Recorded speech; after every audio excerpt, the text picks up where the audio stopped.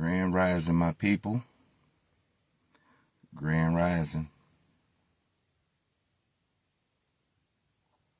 I don't have much time because my phone is on E, and that was done on purpose because I got work that I need to do. I got a couple vehicles I need to fix, so I'm not going to be able to be on this thing too long, hopefully. So I just want to go ahead and just jump straight on into it. Let me tell y'all. And this is just because it was just on my mind. I've had a lot of people that have made comments, and they actually understand, what's going on because they have lost a child. Some people, it's hard to talk about. I understand it. I get it. So hopefully this right here will be something that we could use where we can get together and we could speak on these things. I want to speak about, for a few minutes, when everything hit, for me, when everything started, when the world started looking different, was the moment that I got that phone call and said that my son was gone. Now, from that point forward, you could literally see the world breaking open. You could see everything. It was like everything was moving, seriously. And you really didn't know how really to even react at that time. For me, I didn't know how to really even react at that time because I was still processing that. I'm going to tell you something. When that process started taking place, it take place the minute you get that phone call. Okay? Now, I've gotten phone calls before about other people, other family members or other people, that I know that may have passed on. Do you understand? I've gotten that right there, but nothing hit like when you get that phone call that it's your child that had passed on, or for whatever the reason is, and it doesn't matter the age. Okay? That process, when that right there start, from then, unlike any other death that you may have had to deal with, is going to open up a different world for you from that point forward. In my opinion, for me, when it opened up that world for me, that right there, it was something that I noticed.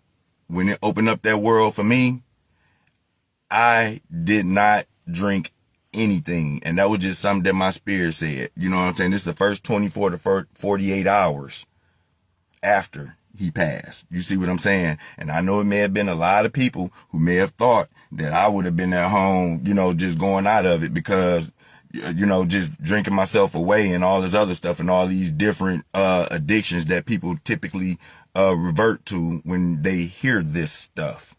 So for the first 24 to 48 hours, I didn't touch none of that alcohol. No.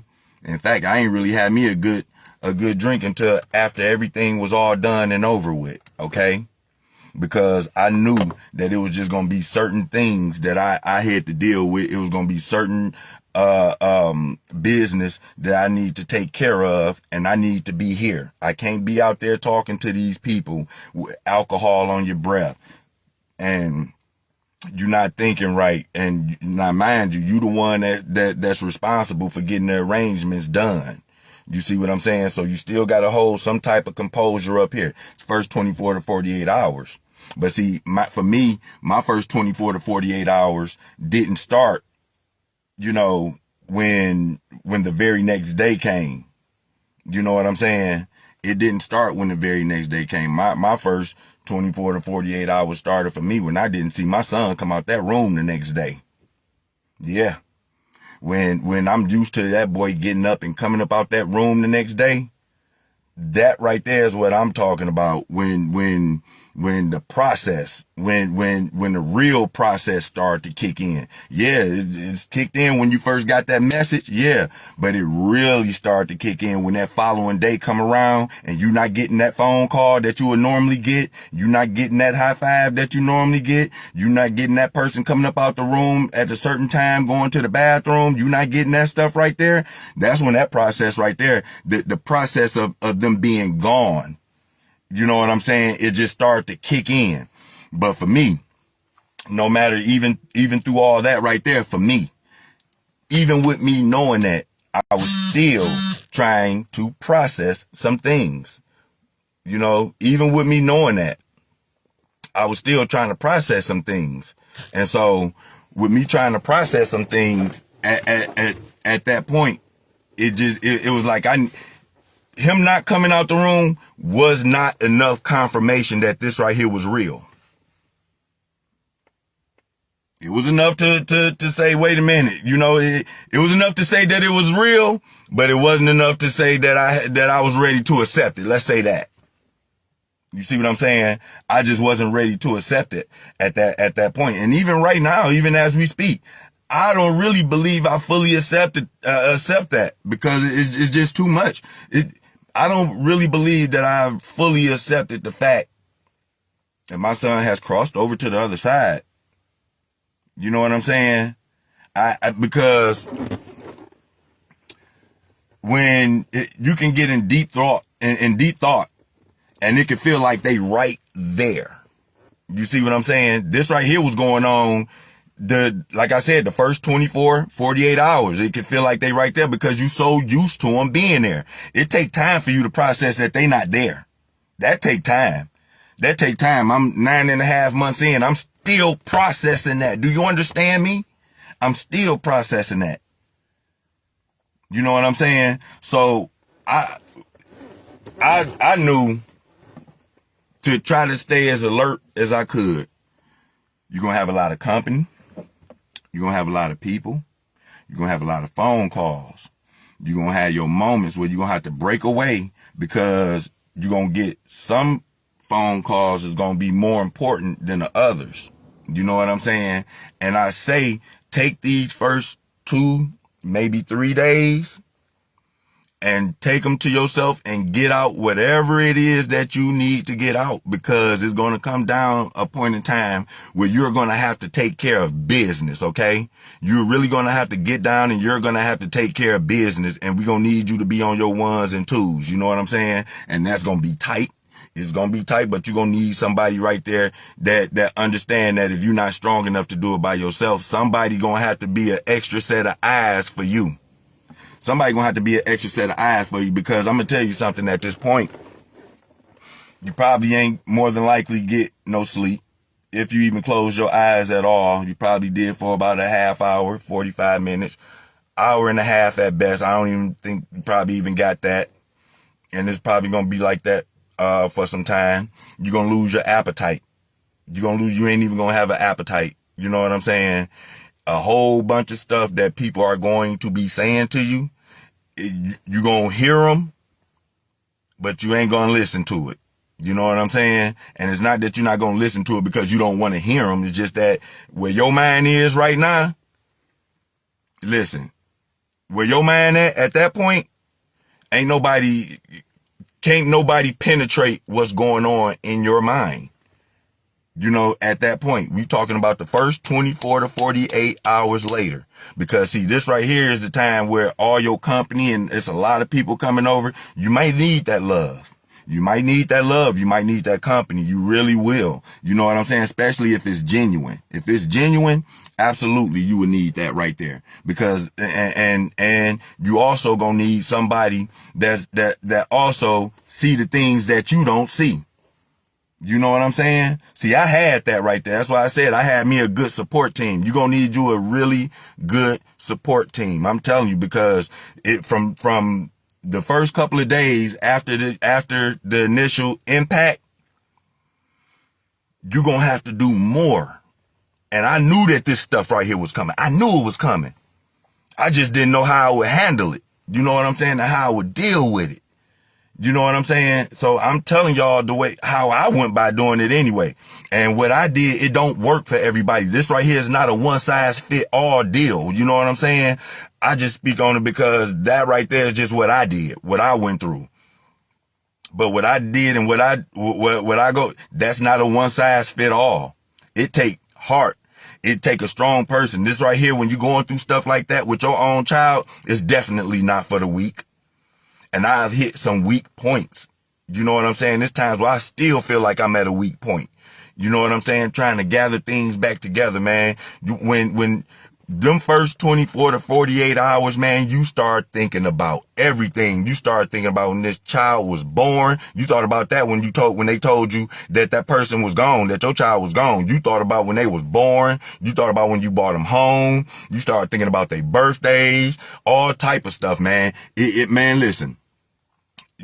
Listen, in some cases, you even start thinking to yourself, you're going to start beating yourself up at some point in time, in which I don't want you to do that.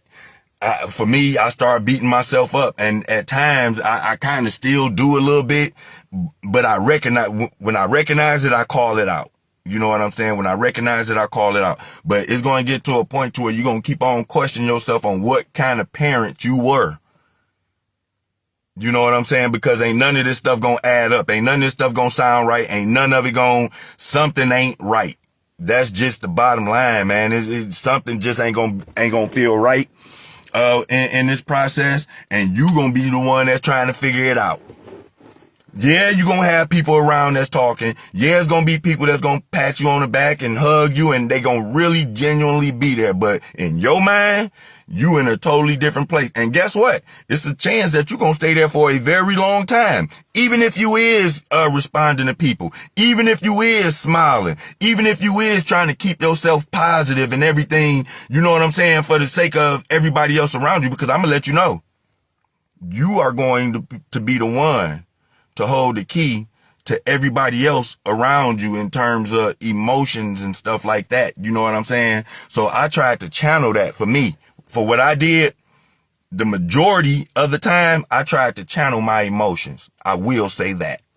I tried to channel my emotions, because I know if I gave, everybody else behind me was going to give as well. And you really don't want that to happen, because you need strength. That's what you need. You need strength. You need somebody with a backbone. You know what I'm saying?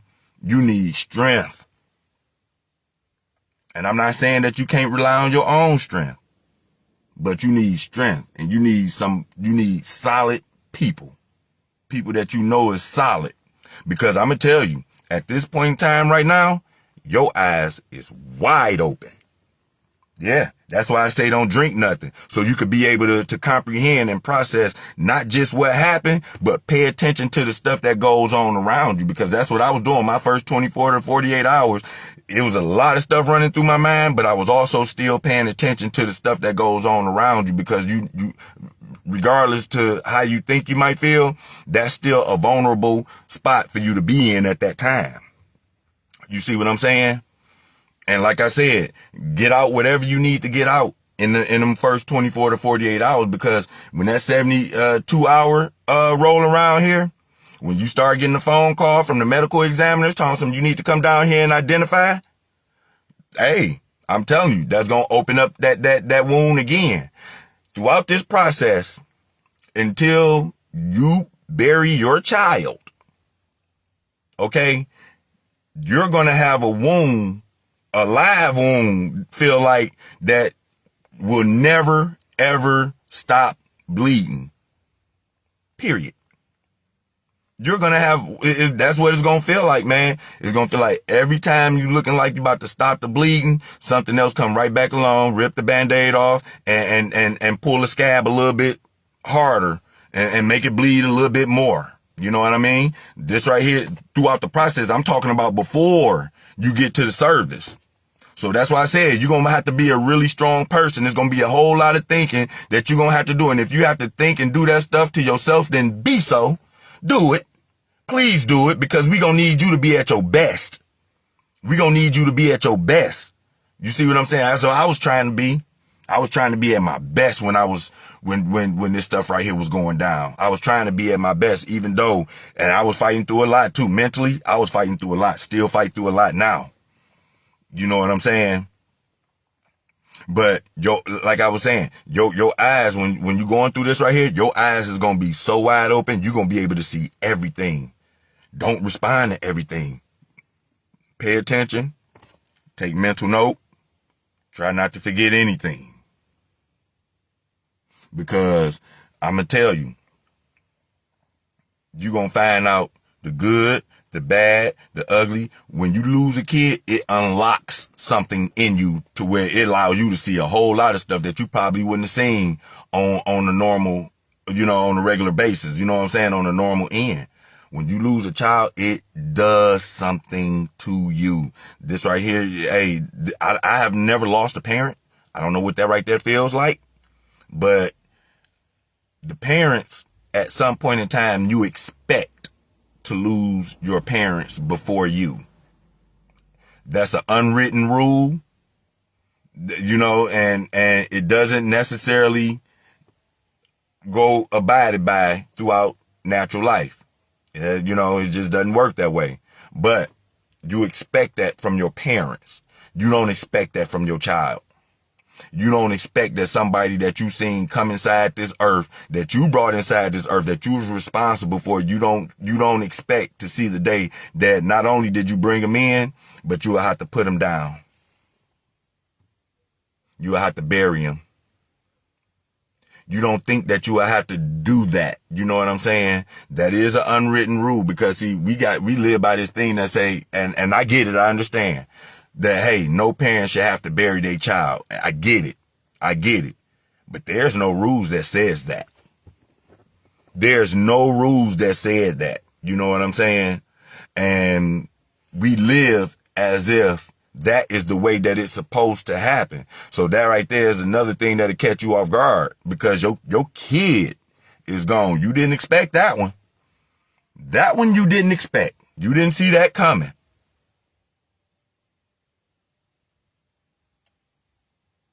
And it's people who by the time that stuff hits you, you know what I'm saying?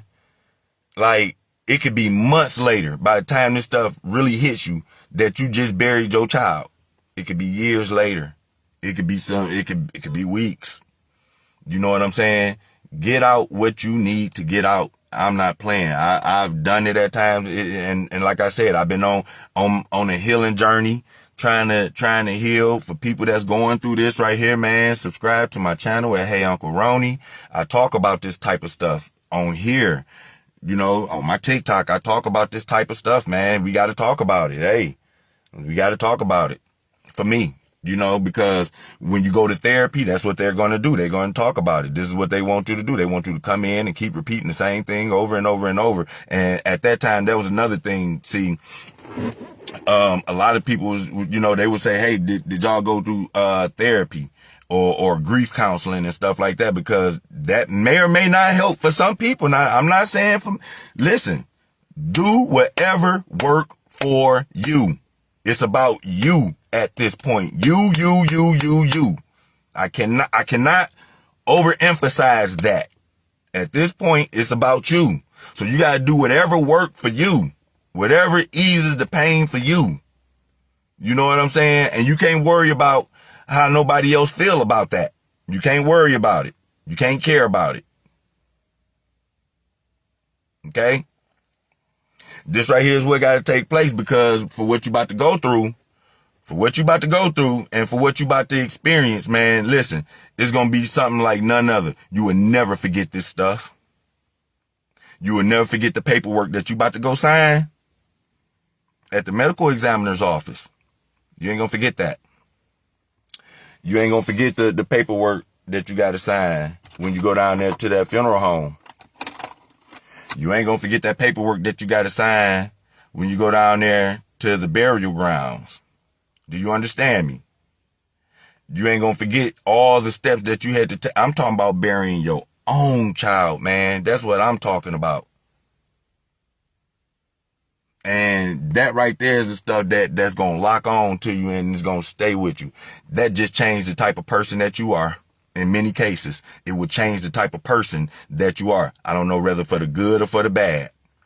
And not only that right there, it exposes the flaws and if you may have had any flaws with anybody, any type of relationships or anything, whether internal or external, whatever relationship that you had with people in general, that right there is going to be exposed. that right there is going to be exposed. I ain't playing with it. However your relationship was with anybody, I don't care if it's your husband, your wife, your cousin, your sisters, your brothers, your aunties, uncles, friends, whoever it is. When this right here take place, whatever that relationship status is at that point, you can expect that right there to amplify.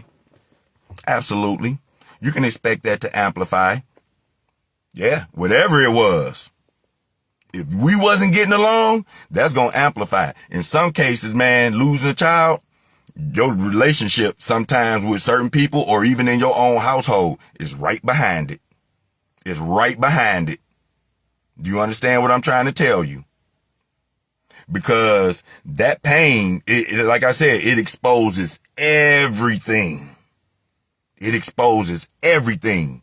And after you done lost a child, and if that relationship ain't right, hey, you're going to really be holding on by needle and thread.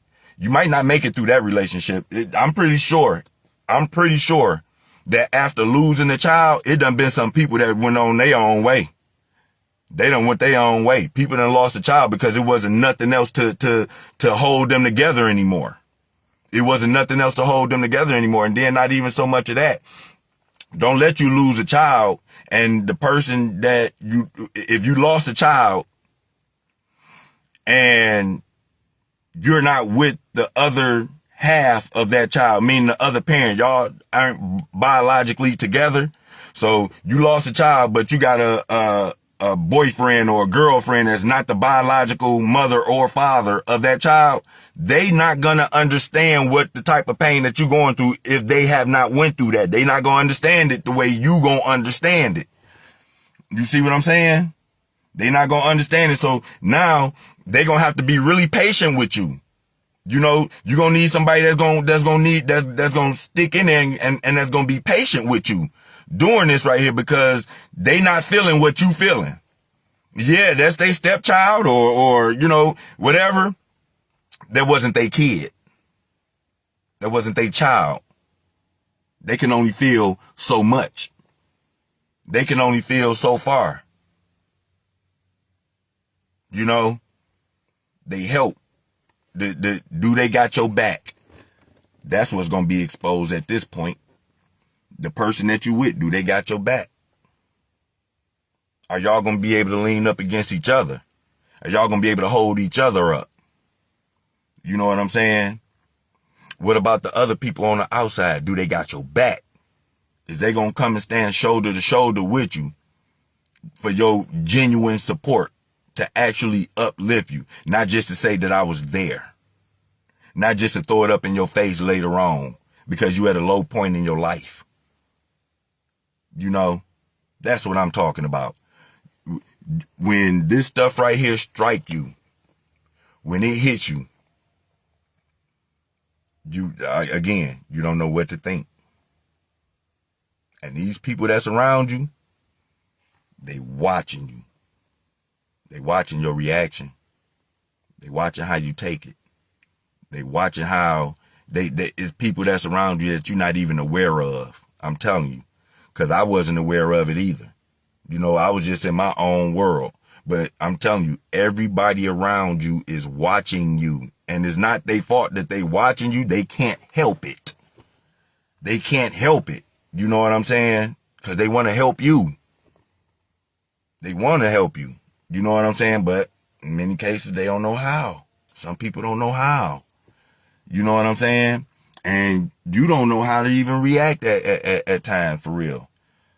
You still processing. That's going to be a process that's going to actively take place while you are going through this process. While you are going through this process. For me, while going through this process, I said, hey, I'm going to go the whole way. And sometimes, to a degree, like, I wouldn't take it back. But sometimes to a degree, I wish I kind of hadn't did that.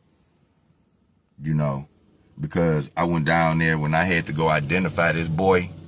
When I had to go down there and identify my son, they had already showed me a picture of him on on the screen. You go inside that room, you go down there to the medical examiner's office, and you pull up in there. For one, it's going to be something that come over your body time you pull in that parking lot. Time you pull in that parking lot, you're going to get a feeling that come over your body when you about to go down there and you got to go identify your child, or probably anybody for that matter, but I'm speaking on kids at this point. I'm talking about your child. When you go down there and you got to go identify your child at that medical examiner's office, it's going to be a chill that come across your body, and it's going to be uncomfortable. It's going to be so like it's almost going to feel like fear.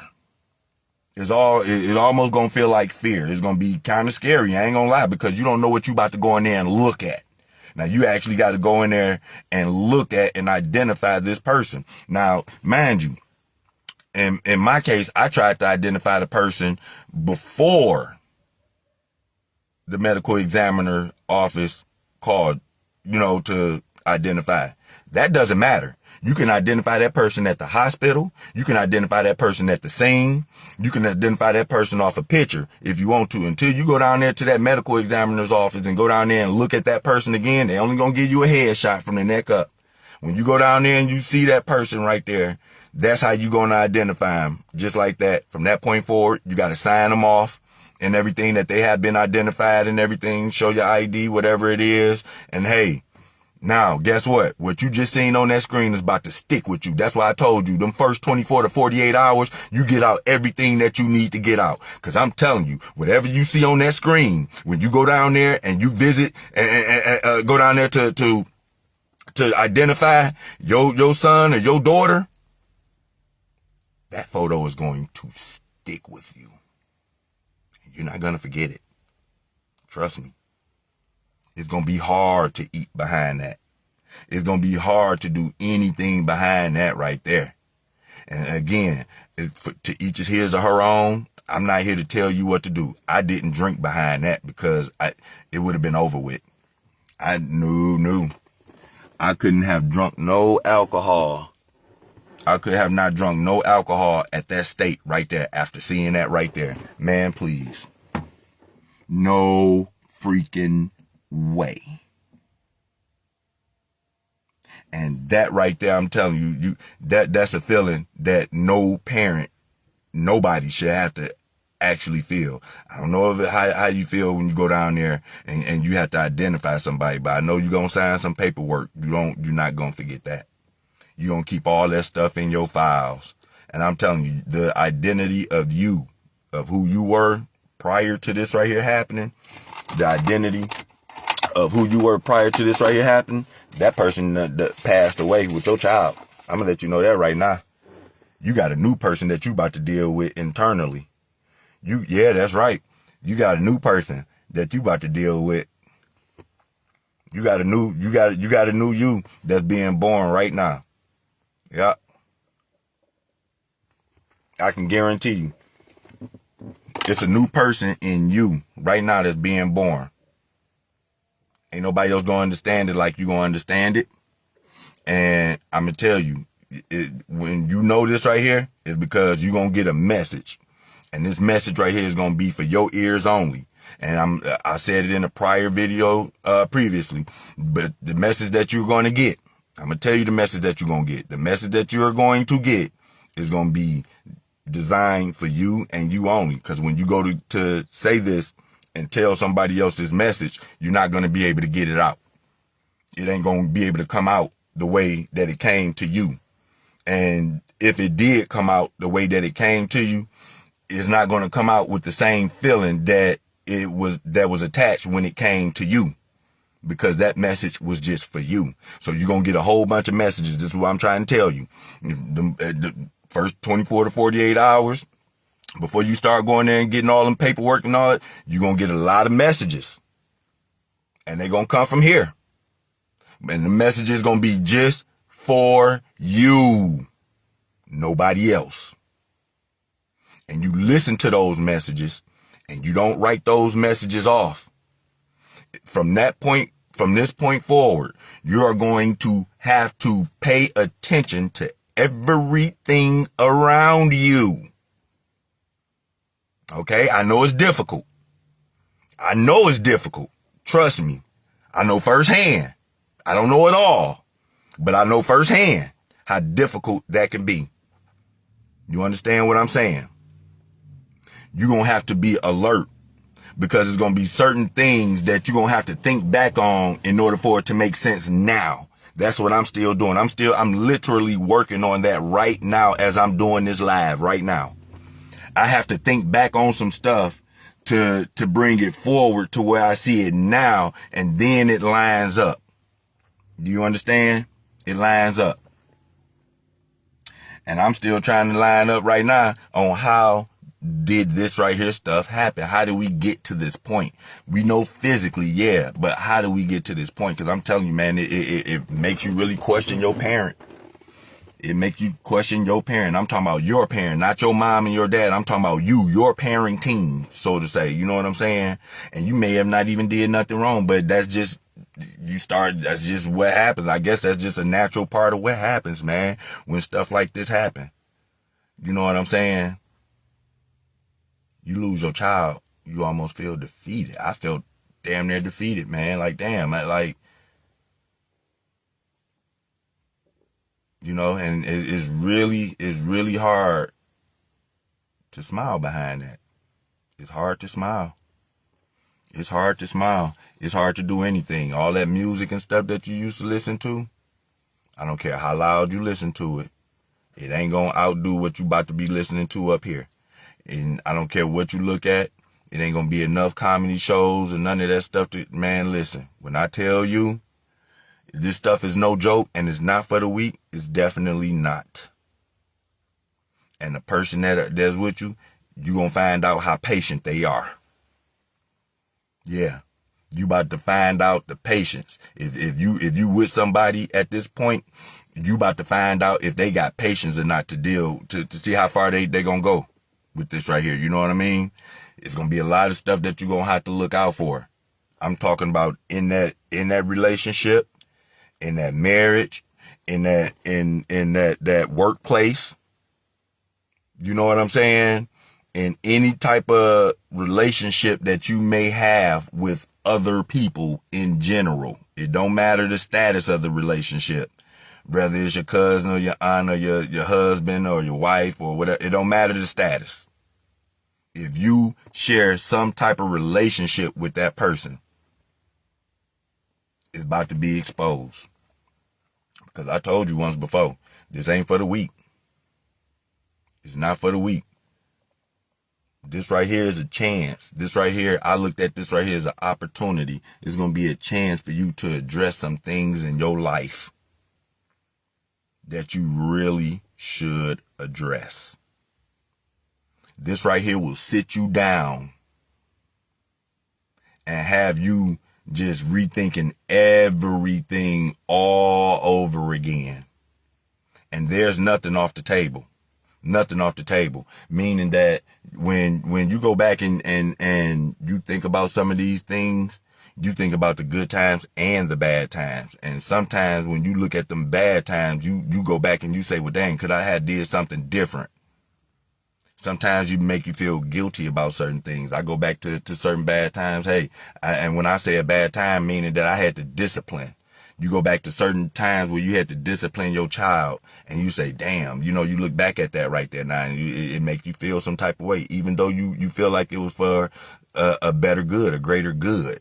You see what I'm saying? That don't make you feel no better. You're going to be thinking about all this stuff. You're going to have too much stuff on your mind to be dealing with anything less than help.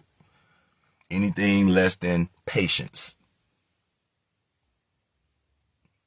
I'm telling you, that's just the way it is. That's just the way it go.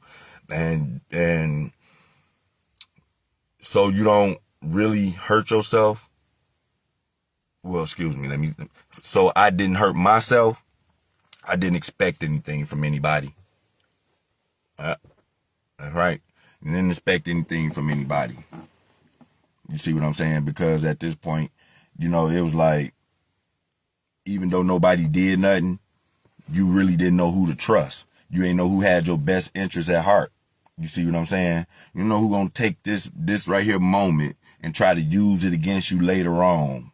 You know what I'm saying? Like, I'm telling you, it's going to be some things that people are going to do that's going to try to trigger you, and you're going to know. And sometimes it might not be on purpose, but it's going to be some things that said that's going to probably trigger you or whatever. And you're going to know it because you about to say something, and that's the point when you know you got to catch yourself. That's going to be a point where you know that for one, you're going to have to work on. You might want to write that down. It's going to be a lot of work that you about to do. You about to do a lot of internal work. That's exactly what's about to happen. You about to do a lot of internal work. You about to start thinking about some stuff. You about to start moving different. That's exactly what's about to happen. You about to start moving different. Because your life just changed forever. Your life just changed forever. And there's nothing that nobody can say or do. And they know that there's nothing that they can say or do. And deep down inside your heart, you know there's nothing that they can say or do, but they just can't sit by and do nothing. You know what I'm saying? They can't just sit by and do nothing. You want to help in any kind of way, and it's very much appreciated. But your mind is somewhere else, and it's going to be there for a while. So, you know, like I said, for those that done lost a child, I feel for you. I know what you're going through. I understand it. I get it. I get it. It's not a game.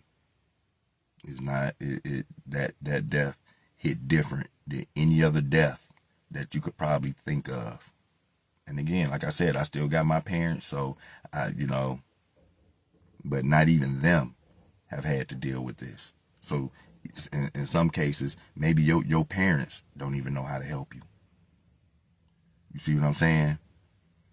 That right there is when you're going to realize that you're going to be on this journey alone. And I will operate it as such. You're gonna be in this right here by yourself. You're gonna have some people around for a minute, but I'm gonna tell you, in about 2 or 3 weeks, a month and a half tops, that company gonna go down. Them people gonna go back home. They gonna go back to their jobs. They gonna go back to doing whatever it is that they gotta do, and then you gonna be left to sit in that right there. And you're going to have no other choice but to think about it. And in your mind, you're going to be alone. That's why I say you do it and you do it alone. You do the work because you about to, it's going to be some work that you about to get ready to have to do. It's about to be some work up here that you're going to have to do. And I'm going to tell you, it's about to turn you over more into the spirit realm. And looking at things, because you're going to want to open up. You're going to want to see your child. You're going to want to know, how can I see my child and stuff like that. It's different avenues that you can go down where you know, the healing, it make you feel better. One of the things that I started doing was I started looking at NDE, near death experience videos. That helped out a lot when you start looking at those videos and stuff like that, because you get to see something that really wasn't really talked about. And that's one thing. See, when it started talking about death and stuff like that, like for us, we don't like to talk about that, because somehow subconsciously we know that what we speak, it tends to come to fruition. So we say, hey, nah, let's not talk about that. Let's talk about something else. Well, nah, this right here needs to be talked about, because it's a part of life. It's a life cycle. This is what happens. We live and we die. That's it. And so one of the things that I believe that was misconstrued in terms of life versus death is that we think that it's scary to die, when the scariest thing is being alive down here. Do you see what I'm saying? Like, I thought about it one time. I said, well, you know what? Kids is coming. We talking about the kids. When the kids first come into the earth, when they come back to this realm of earth, typically what I tell them is welcome back, because that's the same. That's what I told Junior, and that's what I told his sister. And that's what I told every child that came, you know, after that. When I met him for the first time as a newborn, the first thing I told him was, welcome back. Welcome back. Because they done been here before. Now, when you going, when them kids come in because of where they're coming from is so peaceful. I believe that when them kids come in and them kids crying, that's because they spirit know that they done came back down here. They didn't want to come back down here. They didn't want to come back down here. They came down here and they crying. They did not want to come down here. Now you got some that came down here that probably had a purpose. So when they came out, they didn't come out crying. They knew they had a purpose at birth and they didn't cry. They came out with their eyes open. And that right there was enough. But then you had some of them that was probably lazy and like, man, I ain't want to come down here. And then when they came down here, they tried to play sleep and they wasn't crying and they ain't opened up their eyes. And the doctor, pat, pat, pat, pat, pat.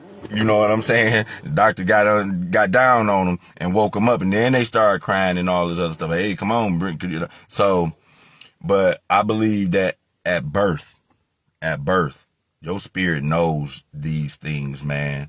And I believe that when you pass away, that right there will probably, and this is just my opinion, y'all, you know, might lose you here, but the point of when you pass over, that right there, we have been conditioned that right there is a sad thing. If you physical, if you human, like us, we have been conditioned that right there is such a sad thing. When these people don't have to deal with the troubles of the world, if they had any illnesses, that right there isn't not where they, you know, they don't have to deal with that anymore. If they had any problems, they don't have to deal with that anymore. Whatever it was that they had to deal with, whatever the troubles of the world that they had to deal with, is done. They don't have to deal with that no more. We do. The ones that's still here. So I turn around and I say, well, you know, logically, if I looked at this right here logically, like, wait a minute, for me to be here is very painful. Do you see what I'm saying? Because as a parent of me losing my son, that was painful. I was here. I was here on this realm of life. When my child transitioned to the other realm of life, for me, I felt that pain. He didn't feel that pain. He didn't feel that pain. He actually felt good. In spirit, he felt good. He couldn't feel that pain physically. You see what I'm saying? He couldn't feel that. So, when you hear on this realm, right here on earth, and you hear in this physical realm, man, if you got multiple kids, it's a chance that this could happen multiple times. Who want to live through that? Think about this now. Now, if you already gone, you ain't got to deal with that on the physical end. You don't deal with that on the physical end if you gone. You see what I'm saying? But when you hear, like, just think, somebody about to kick over because they got an illness, right? And you keep them on a machine to keep them here. You keeping them here because of you. You want them to stay here, but if they stay here, they suffering. So how selfish would that be of me to, just because I want you to stay here, I want you to stay here and you're going to suffer the whole time. That's selfish. And so that programming, you know what I'm saying, that we have, you know, I believe that programming that we have, I believe that it needs to be retaught. It needs to be retaught. You know what I'm saying? When people come back to this realm of earth, you got to understand what they about to go through. They about to go through everything that we going through right now. They about to go through sickness. They about to go through death. They about to go through unholiness, uncleanliness. I mean, it's going to be a little bit, it's going to be, hopefully it have a balance somewhere, but they're going to be exposed to a whole bunch of darkness to be in this realm of where we live at, because we done been exposed to it. The only reason why we don't see it the way that I just said it is because we done been a part of it. We are immune to it. You know what I'm saying? So we don't see it like that, but it's crazy, the programming, on how deep that programming runs. We cry when people on their way up out of here. We should be glad that they made it to the other side and they don't have to deal with this realm of the earth no more. But that ain't the way we taught. And I know it's crazy. You know, because you couldn't have told me that how am I supposed to be glad that my son over there on that side of the time? Nope.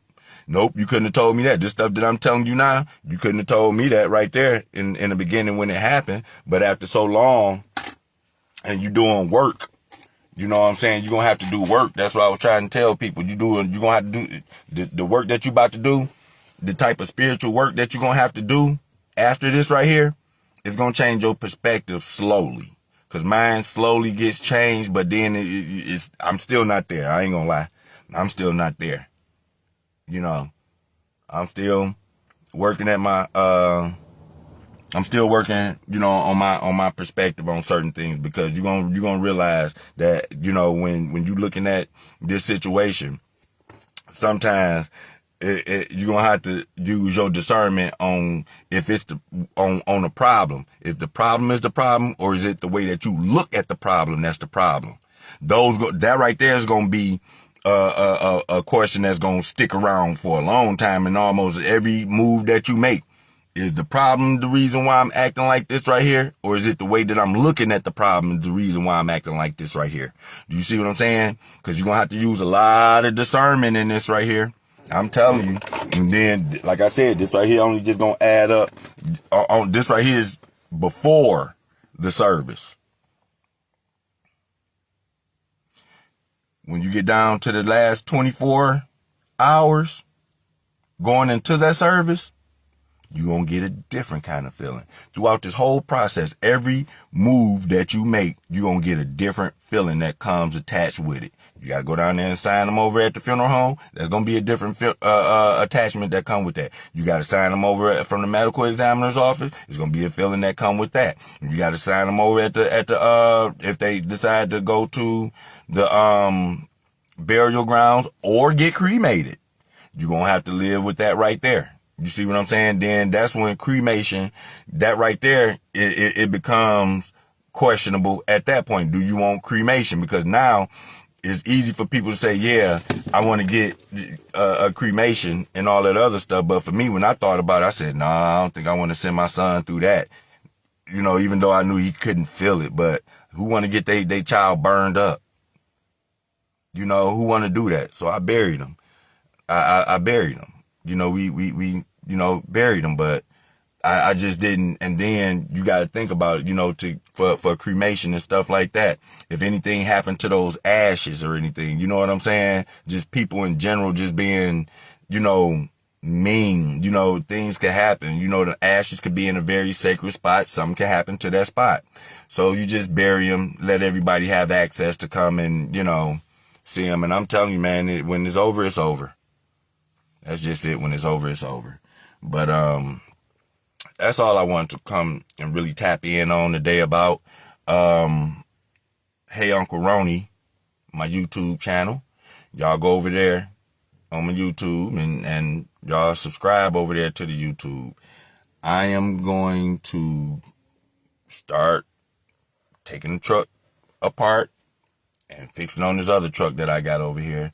And later on, I might just come live and just, for the heck of it, just do that. But yeah, that's what I got to say about that. First 24 to 48 hours, y'all, you know, they crucial. And then them last 24 hours, right before you get ready to go into that service. I'm telling you from experience. Hey, I get with y'all later on.